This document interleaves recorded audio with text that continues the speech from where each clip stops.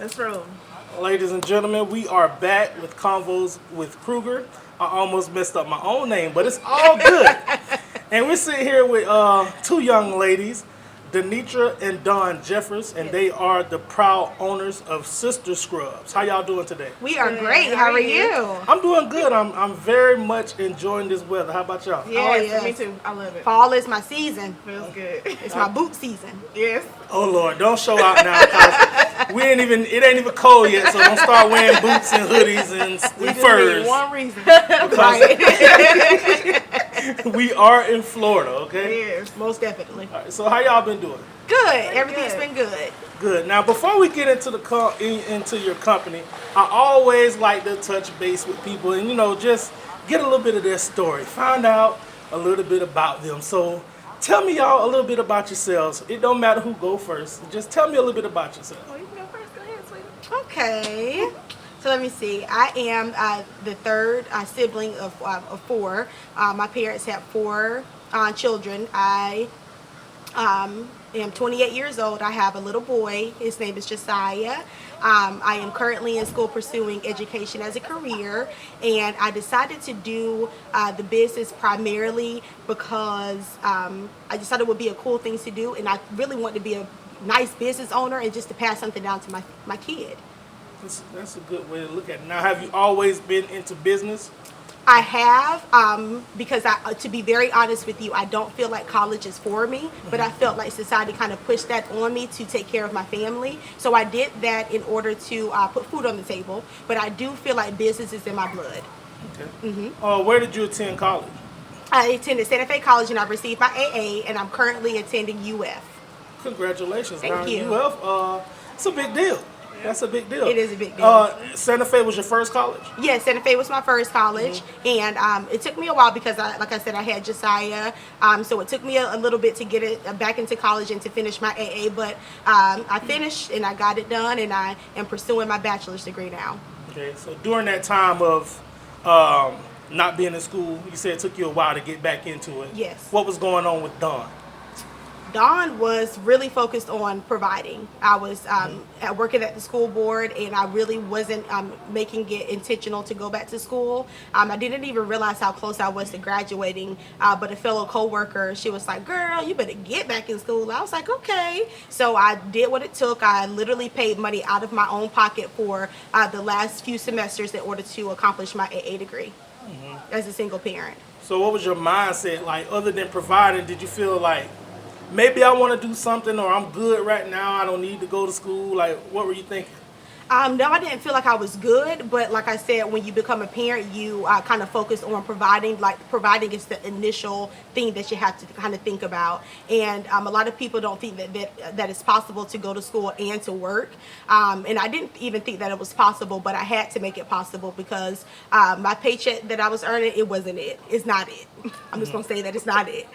So I had to make it. I had to make a way, and I wanted to prove to him, to my son, that it is possible. It doesn't matter what you go through. If you put your mind to it and you come up with a game plan, you can execute it and kill it and get it done. Now, question, and let me know if I'm being too invasive. Single mother? Yes. How did that shape you as a person? Oh, that's a whole deep combo, but it's okay though.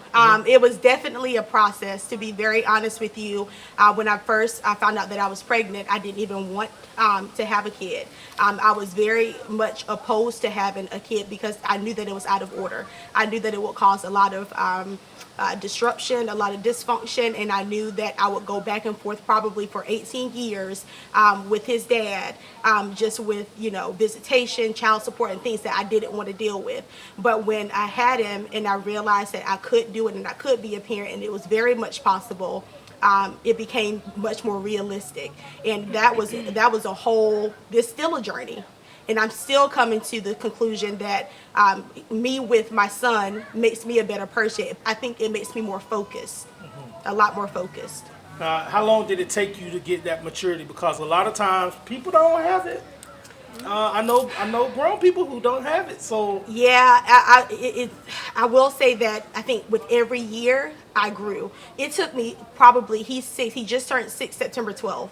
It took me 5 years to get out of my mom's house. It took me that long to get on my feet, to find a decent job, to build the credibility, to get a car, to get an apartment, to be responsible in order to take care of him. So it took me the majority of his life to get it together. Although I had the desire since he was born, I didn't actually put it into action until I became a little bit more mature. It's like, you know what, it's not really about anybody else, but it's about me taking care of my kid. And I had to put feelings aside, even some relationships I had to never mind, and even take a hit and say, look, I can't worry about our relationship. I have to worry about me taking care of my kid. So it took me a minute. I won't lie to you. So, like, the biggest upset you had as a single mother? In a big way, I do feel like I chose. This is going to sound very, very bad. I feel like in a way I chose not the best father figure for my son, because he doesn't call as much or come around as much or care as much as I want him to. But in the same breath, I have to thank God, because it could have been worse. It could have been a lot worse, and it could have been a situation where it literally just probably took pieces of me, but it didn't. So I have to be appreciative of the dad that he does have. And although he doesn't do the things that I'm setting, I think I'm setting a certain standard for him and a certain expectation for him to meet. And although he doesn't do as much as I think that he should do, he still makes a huge impact in Josiah's life. So I have to be appreciative of what God has given me and take it for what it is and grow from where I am right now. Now, how did you come into that realization and that peace and that humbleness? The more I went to church, and the more I grew as a person, and the more I realized that it wasn't about me, and that it was more so about the life that I desired for Josiah. So I'm thinking in my head, like, I want him to have peace. I don't want him to grow up in dysfunction. I don't want him to grow up watching his mom and his dad argue over, things that I can't even control. It's whether you choose to do what you're going to do, you do it, great. If you don't, still great, because God is my backbone and God is my supplier, my source. So when I grew into that realization into Christ, I was solid. I was good. Okay, good. Yep. So if I ask you about your biggest, the negative part, I have to ask you what has been your biggest, accomplishment or biggest reward so far as a single mother. I say so far because you got a ways to go. I do have a ways to go. I think my biggest accomplishment is having my son look at me and just literally love me unconditionally. I think the love that I may have been looking for in a spouse in college, or it's just like when he looks at me with no fault. He looks at me the way that, God looks at me. And it doesn't matter what I do. It doesn't matter what I don't do. He just wants to know that I'm there. He just wants to know that he can hug me or kiss me or be around me. And he'll say, I just want to be around you, mommy. And that is so rewarding. Like, just to have him love me the way that I should be loved and wanted to be loved. Okay, good. So you said a lot. And I want to get Donitra's perspective and see what you have to say. So the same questions pretty much. Tell me a little bit about yourself. Okay, well, as she mentioned before, I'm the second oldest of 4 children. I'm 29, so we're a year apart. I am also a mother. I have Kingston. He's 1 year old. He is a life changer. Before him, I was focused on me, only me, and I was kind of the one with the trade. John and Donitra, which is my older sister, are book smart. I'm good with my hands, so I went to cosmetology school. Okay. Graduated from there 2009. Also graduated high school the same year. I just worked. I felt like Santa Fe was too slow for me, and I got married 2016. Had Kingston, and that immediately changed my mindset. I knew doing hair was something that I could do as to make a living or whatever, but it's not something I wanted to do as a career. So I had to kind of change my mindset, being a wife and a mother. So I worked and I went to Santa Fe part-time. It was still a little slow pace for me. So just recently I enrolled into Rasmussen College in the medical and billing program. So that's what I'm doing recently. I'm home with Kingston every day. Due to this coronavirus outbreak. So by June I should be graduating from medical billing and coding. Okay. I feel like in my current situation, his dad and I aren't together anymore. So I'm currently going through divorce and trying to raise him on my own. That's a whole different ball game. You know, I get to see how it is to actually have him full time by myself. So Rasmussen was the best choice for me, being that I could graduate, you know, in 9 months and provide the way that I should be able to. That's basically what I have going on right now. Okay. So you said you could do hair as a career. That's not a passion? Like, it sounds like it's a passion.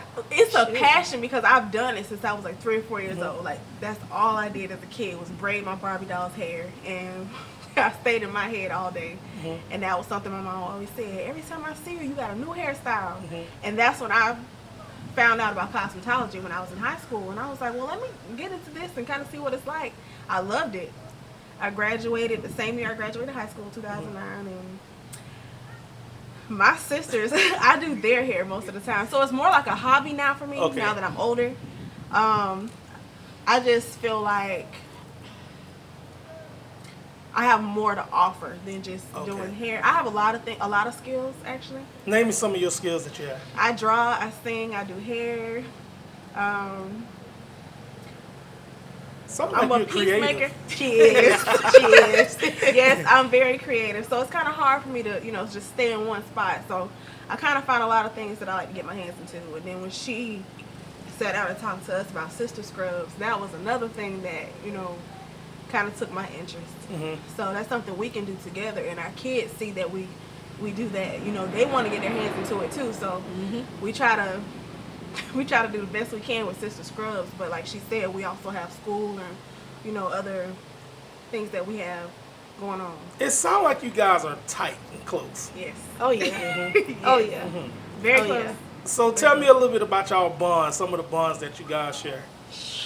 We've been rocking since. Listen, Rocking me and this one here, since birth, like we are inseparable. Yeah. Lanitra's older, so she's always had her own room, her own kind of space.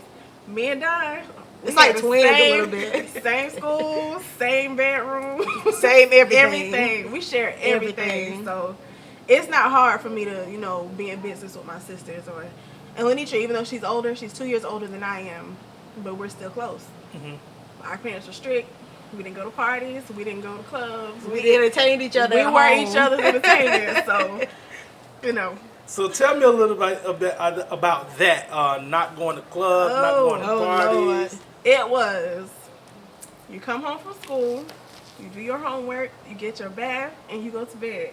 Dinner. Gotta get dinner. Oh yeah, of course we ate. Of course we ate, but that was our structure. Yeah. That was, and to this day, I'm 29 years old, y'all. I still go to bed at the same time. But that's how she raised us, you know. Yeah. And now that I'm older, I understand. It's nothing that I was missing. Back then, I didn't understand. It was kind of like, you know, y'all just old school, you're strict, but it set us up to be the parents that we are. So we kind of use those same tactics on our kids, you know, to have a schedule. It's very important to have a schedule. So did you ever stick your feet out the water and put your foot in the water? Oh yeah. We did a little bit. We tapped into the waters just a when we little. say tap, we mean tap. We tap. So we got brought right back. But I will say, growing up into what I identify as a Christian household, a Christian home, I understand now as a parent the things that she tried to keep us from. But the things that she kept us from is always the curiosity in the back of your head that she kind of want to explore. Yeah. And once we explored it and we saw that, oh yeah, Mama was right. You know, we kind of come back to our raising. I think that was kind of the foundation of my adulthood. All right. So you say you tapped out there. When did you realize, like, wait a minute, this real? Like, what? Give me one story when you realized, wait, this is real. I see what Mama was saying. Give me one story. Okay, so 2012, all three of us girls moved to Tallahassee for school. And I realized it was real when I didn't know how to use an ATM.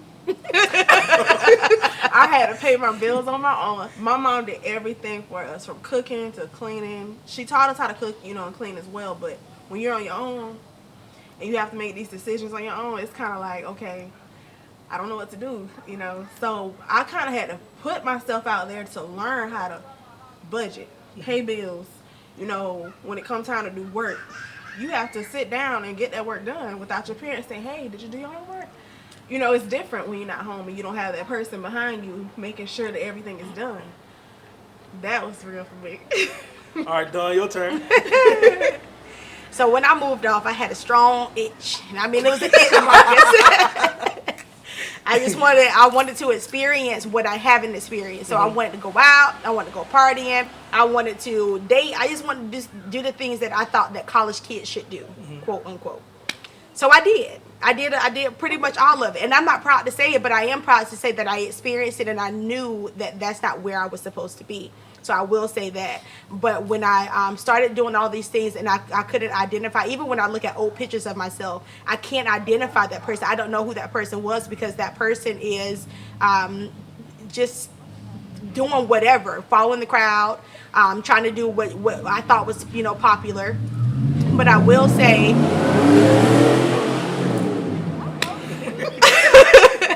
I will say that the most the biggest thing that happened to me, and I'll put this on anything, the biggest thing that happened to me was the pregnancy of Josiah. That was like a hit in the face. This is real. I can't get out of it. I'm about to lose my mind. Oh my gosh, what am I going to do? And my life is not going to be the same anymore. So that was the biggest eye-opener for me, and it will always be the biggest eye-opener. I think it taught me a lot. I can't just pinpoint it just on one thing. It taught me so much, and that in itself, I will tell anybody, is my testimony, my God-given testimony. It has made me into the person that I am today. Yes. Yeah. And we all have different stories. That's crazy. Yeah. We have different stories, even though we're close. We've always been together, lived in the same household since birth. We all have a different testimony. And following that, our dad got sick as we were in school. Yep. To the point where he's now paralyzed on his entire right side and he lost his speech. So we care for him full time, which we still are. Yeah. While going to school, and all of his bills now fall on us. So that's hard as a college student. We were we've been at 21, maybe 22, and when he fell sick, we literally had the financial burden of his condo, his car, his insurance, all of his bills. So eventually, we lost everything. College students, we couldn't keep up with it, and we did lose a lot. He lost a lot, and that's a whole different story. That right there, that happened when we were in our 20s. Where I'm 28 now, 29. I was about 22. So this is about 6 years worth of our dad being ill and not being to his full capacity. And it literally, we feel like it happened overnight. It happened within the blink of an eye. That changed the course of our life drastically. Yeah, it did. It went from us being in school, working, which we all were working and going to school. So we went from that to everybody packing up, having to come right back home. They literally lived. I had a student apartment, and I had a room, and they packed up everything that they could out of my dad's apartment and put everything into my room. We slept in my room. Oh gosh. On the floor, like we rotated. We were 3 adults with all of our belongings in one room. No kidding. And we slept. No help. I think I was already pregnant with Josiah, so I was pregnant, sleeping on the floor. Then we would rotate and, let one person sleep on the floor, one person would maybe go out on the couch, and we did that. We hid it because they were technically not supposed to be in my apartment at all because it was student housing. We hid it for a long time, trying to survive. How long? At least a year. Ooh. I think I went home. I don't know. I think I went home. Almost. It was close to you time to have Josiah. Yeah, we did it for a long time. I remember almost 9 months. I remember going to campus, pregnant, just trying to make it work. Just different schedules, and I don't know. It's the craziest thing, but we made it work somehow. Nobody knew, and it even came to a point where we couldn't do that anymore. And I remember Donitra calling me and saying, hey, I gotta sleep in the car. Yeah. I'm homeless, I don't have any food. Yeah. And I'm like, we gotta go home. Yeah. Yeah. And then that's when my story started, because I was dating, and that was hard for me. I'm like, this guy, I don't want to leave him, and he was not the guy. And before my dad got sick, I remember him saying, he's not the one for you. Yeah. And I couldn't see it. I've never dated, never been outside of, my parents' house. This is a first for me. So I'm like, no, he's a good guy, And Let me go into that because I think a lot of girls out here don't see that. When your father saying that ain't the one. Yeah. Like, how did you process all of that? And when did you see that? Oh, Dad was right. it was later on that I saw that Dad was right. In that moment when he told me it wasn't right, it was me thinking he never let us date. He never let us talk on the phone. He's just being Dad, you know. So I'm thinking I have to find this out for myself, you know. I have to see the bad in this person for me to let go.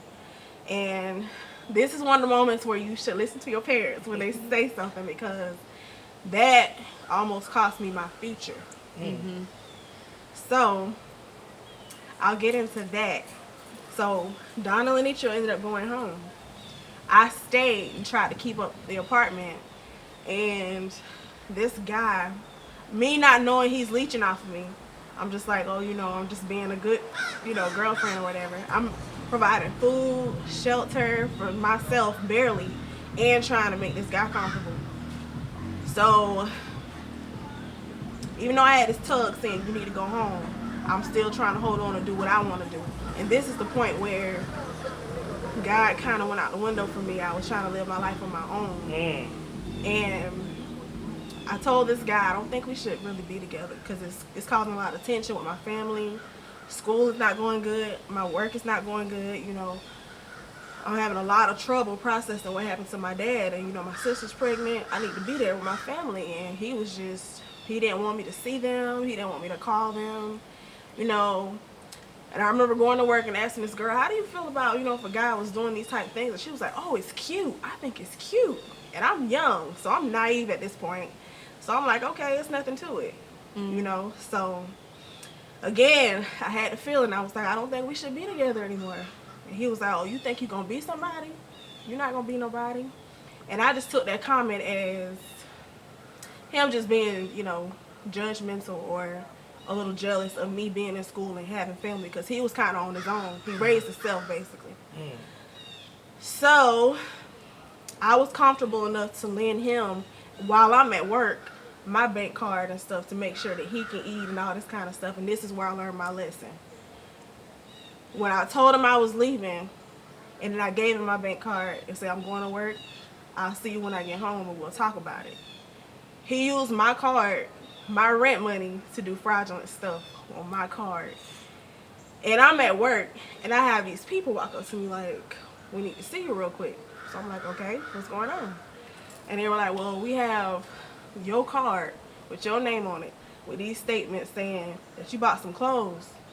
And I'm like, I didn't buy any clothes. And I was like, so what's the problem if the clothes were bought? They were like, no, it's showing this being returned. The money was returned, but the clothes weren't. I'm like, that's not me. So I said, well, let me call my boyfriend and he can explain, because he has my card. And they're like, call him. We need him to come up here and tell us what you just told us. So when I called him, first thing he said was, oh, that's all you. I'm not coming. So because he said that, they took me to the police station. I sat there for like 6 hours. And this is how I know this is God, because I was scared out of my mind. I cried. I was like, I was hurt. I was scared. More so scared of what my parents were going to say. And this lady said, it's time for your phone call. You only get one. My mom didn't pick up. She said, try again. So I tried it again. This is the second time. Donitra didn't pick up. I said, oh God, I'm stuck. She said, try again. I called Don. Don doesn't pick up. So now I'm sitting there by myself, because these are the only 3 people that I know have my back. And after the 6 hours, when they say you being released, you need to come on, get your stuff. And I'm like, being released to who? How? I walk outside, and I'm like, okay. The guy, my boyfriend, he was outside. He made it seem like he had bailed me out or whatever. We get back to the apartment. My mom is there. I'm like, how are you here? I didn't even talk to you. And she knew. They had put it together what happened. My mom has dreams and feelings, and she follows those. She was there when I got out. I could have cried, but I knew what they had just told me. They told me I couldn't leave Tallahassee. I couldn't leave. And my mom was like, come home, come home. I'm like, Ma, I can't. And the whole time she thinking I was just trying to stay with this guy. Which I was kind of dumb at the point because I was like, if he was there, he had to be the one to bail me out. Which is what he was feeding me. And I'm like, well, my mama couldn't have known. I didn't talk to her, you know, or whatever. So when I went to court and I talked to this judge, y'all, God was there. He told me, you don't even have so much as a traffic ticket on your record. I cannot believe that you did this. He said, this is not you. I don't know you from a can of paint, but what I'm going to do for you is, if you can prove to me, if you can do probation for 2 years successfully, all this will go away. I cried because I'm like, why do I have to do probation for something I didn't do? And it still bothers me to this day. I don't want to cry because if I hadn't been raised the way I had been raised, ain't no telling which way I would have went after that. And I did it. And I went to see my probation officer after that. He talked to my mom. I didn't know. He told me to go home. And he said, this is illegal. I'm not supposed to let you leave. But he said, I'm letting you leave. So I came home. This is like 2014 or so. I came home.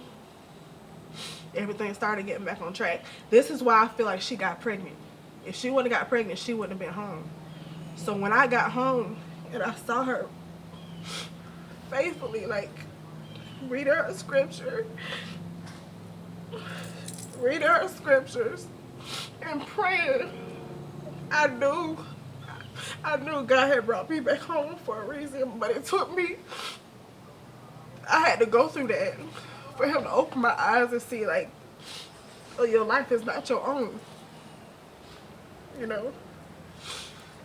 Wow. How did you react to that, Dawn? I have on makeup, markers, and tissue.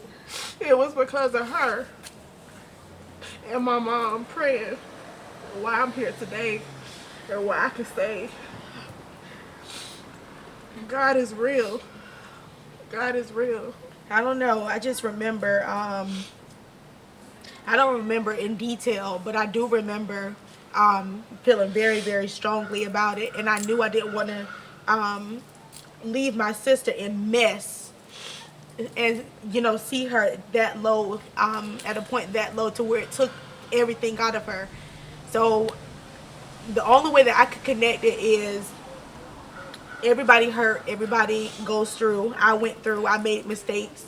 But I knew that I wanted my sister home. I knew I wanted her out of that mess, and I knew I wanted her away from this person. And I couldn't say it enough, and we said it back and forth. Donitra, come home, come home, come home, come home, because she would never come home. Okay, I'm proud of you. I'm proud that you turned out that situation into something positive, and I'm glad that you had a good support system, because a lot of people wouldn't have learned from it, you know, and they'd have stayed on that same track, you know. Right.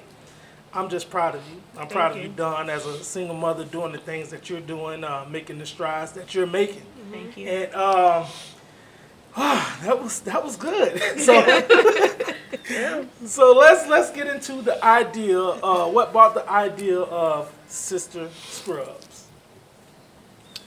You had the idea. This is gonna sound very crazy. This is gonna sound real crazy, but I just always had a fascination. My best friend gave me a scrub one time years ago for a Christmas. It was a peppermint scrub, and it was the best scrub I had used. I was like, oh my gosh, it's moisturizing, it's good. And I had asked her for it again. I was like, do you know the person that made the scrub? And she was like, no, I'm sorry, I forgot who it was. I was like, okay, it's cool. And I have been wanting a good scrub. The ones out of Walmart, I don't know, but I didn't really like them. I don't really like them. So I was like, okay, well, I'm gonna make it. So I started researching it, and I ordered a lot of products or whatever to make it, and it sat in my living room for a long time. And then I was sitting on my couch one day, and I felt like God said, when you gonna go over there and open that box and start working? And I was like, okay. So I started in the kitchen, and I started whipping it up and tried to, you know, I watched videos on how to make it and, you know, the proper things to put in. And it literally started from there. And I just started giving them out, you know, try this, try that. And it has been it has been nonstop ever since. Like I've been, trying to make progress and what to do, what not to do, and I would spend literally countless hours researching, coming up with ideas, putting them in my book, praying over them, and just trying to put it all together and come up with a solid business. And it literally just started from that nudge, like, are you gonna go over there and make it? Yeah. And that's how it started. Yeah. So a couple things, you said you changed your name a lot of times. Give me some of those names that you had. Lord. I think I did Sweet Scrubs, which I really like that name, but when you do LLC, you have to do something that's original. So that one got pushed out. And then I think we did Scrub Sisters, or Sisters, I don't know. And then something was changed on the email when I tried to create an email. And I was like, oh my gosh, so I have to change the name again. So we ended up sticking with Sister Scrubs. I was like, Sister Scrubs, Scrub Sisters. We don't know. I know we don't know which one it is, and that's just like I said, a part of the LLC. You have to make sure that you have an original name.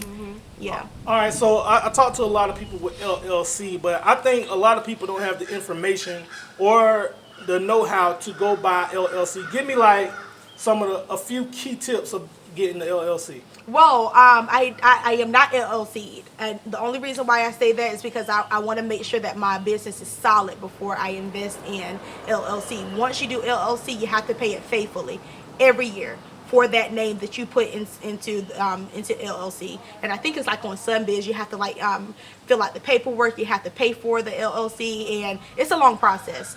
And I do think that it's absolutely worth it, but like I said, I'm still in the process of balancing. I'm a single parent, I'm in school full time, and I'm still trying to do this on the side, and I work. So once I come up with a solid game plan, I do have plans on LLC and maybe within a year. But like I said, once I come up with the solid business plan on how we're going to do this, how we're going to execute, when we're going to make it, how we're going to make it, when I get those details under wrap, because it is difficult, because I make everything by hand. Everything is done by hand. And I'm the tester. Yeah, so it hurts when I'm, mixing and sampling, and I have to put them in the bottles, and I have to, it's time consuming. So Donitra, tell me some of the best testers, some of the best scrubs that you tested. The best ones I've tested have been pineapple, mango, and there's this blue one she has. It does sound good. Oh my goodness, what's the name of that scent?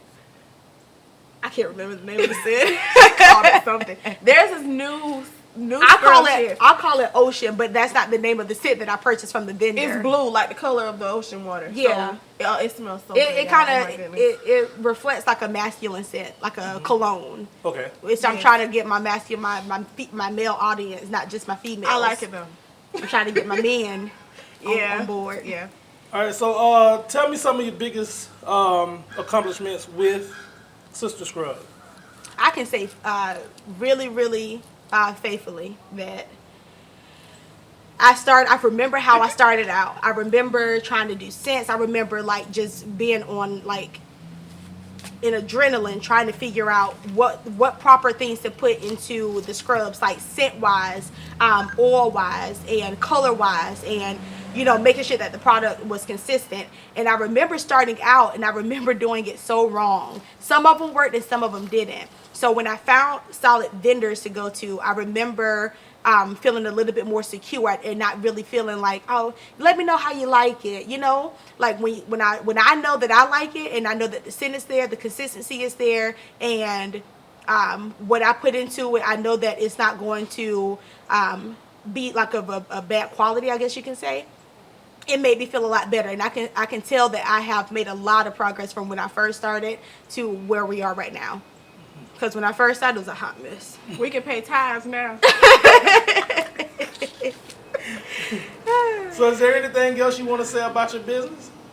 I just appreciate everyone who has supported so far. I can guarantee you that we are so much better than what you probably already had.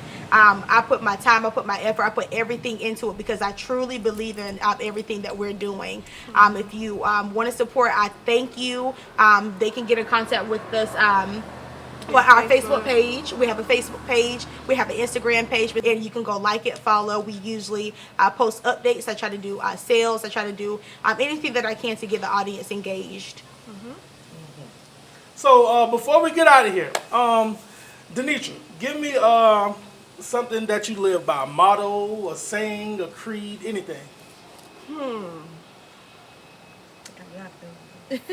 My favorite, well, I'm not gonna really say a motto, but my favorite verse, I've been reading Proverbs chapter 1, verses 1 through 9, about listening to your parents and about discernment and, having wisdom. Even if you don't have wisdom, read the word. It comes from that. Everything that we have now is just from our upbringing. Like I said, you might veer off or stick your toe in the water, as we said earlier, but you always come back. And that verse reminds me of from when I was growing up, from what I went through to right now. So Proverbs chapter 1, verses 1 through 9. I've been on that for the past week and a half. So that's my favorite. Okay, Dawn, your turn. Wait a second. I don't know. Anything that inspires you, motivates you, get you going. Any books you read, anything like that? What's your shirt say? Oh, she got Mad Hustle and a Dope Soul. There you go. I mean, I don't have a motto. I don't have a motto. I don't. But I will say that I'm a firm believer in embracing who you are. I think I spent majority of my life not liking who I was because I felt like someone was going to react the way that have a reaction to the way that I am. I'm a little ghetto. I'm a little professional. I could be both. I could, so I can mix it up. But I will say, like, embracing who you are naturally, the God-given personality that God has given you, just who you are. And I believe that giving off positive energy is my thing. And I feel like it's passed along. If I say hi, how are you, and then I'm giving off that, I'm okay and I'm positive, and I'm more than likely people will see that, they'll see that light in me. So I'm a believer in just giving off that light, and just being a positive person and being optimistic about life in general, and just knowing that if there's a will, there's a way. If there's a God, there's hope. That's good. So I want to thank you guys for sitting down with me today. I really appreciate it. You're welcome to be here. Thank you for having us. It is one of the more personal interviews I've had, and I enjoyed it. I appreciate y'all's story. Like I said, I'm proud of you both, and I hope that your business continues to flourish. Thank you. Any last words before we get out of here? Peace, love, and chicken grease. Oh, it's been a pleasure being here. It has been a pleasure. I got out the house today. I think it was a little bit of therapy for me. Yeah, so I really appreciated it. Yeah, I like most what you're definitely. doing. Thank you. I hope you'll have us again. Oh, I will. Part 2. Okay, well, let's do it. Coming soon. All right, talk to y'all later. All right, bye. I'm Donitra. And I'm Don, and we're the proud owners of Sister Scrubs. And here we are on Convos with Cruger.